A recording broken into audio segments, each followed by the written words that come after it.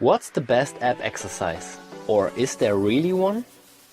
In general, it's not the exercise itself, it's a specific movement you can do in nearly any exercise.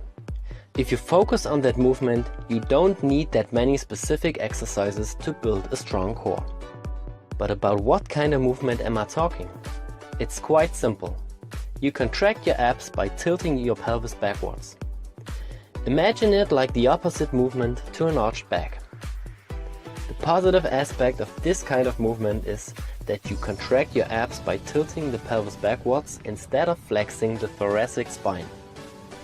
When you do a sit-up or crunch, you bend your thoracic spine to engage your abs. This generates pressure on your vertebral discs and bodies. On the other hand, the slight pelvis tilt and associated therewith the flexion in your lumbar spine don't have this massive bending.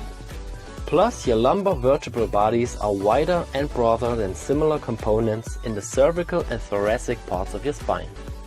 It's designed to carry most of the body's weight. When you only use the pelvis tilt, you don't flex your thoracic spine over and over again, and this reduces the wear out of this region.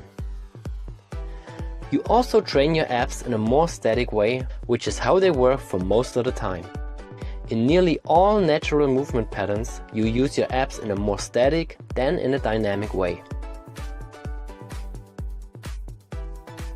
Of course, you can also do rotations or lateral movements with your pelvis. In this way, you don't only target your rectus abdominis as the main muscle, but also the obliques.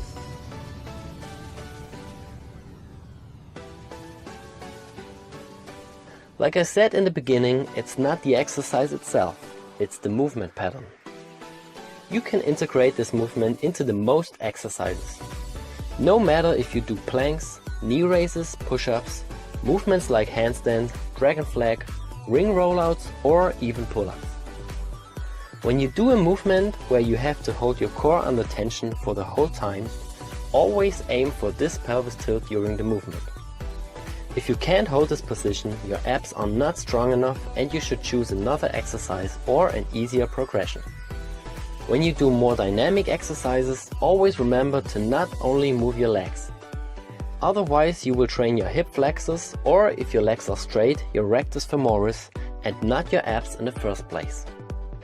Bringing your legs to your body helps to get that pelvis tilt because your legs are connected to your pelvis, which is connected to your spine.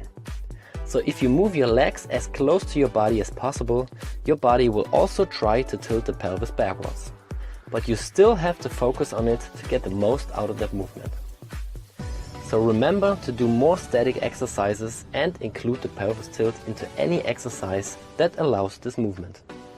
If you do it like that, you almost need no specific ab workout, because you train your abs very good with all the other exercises.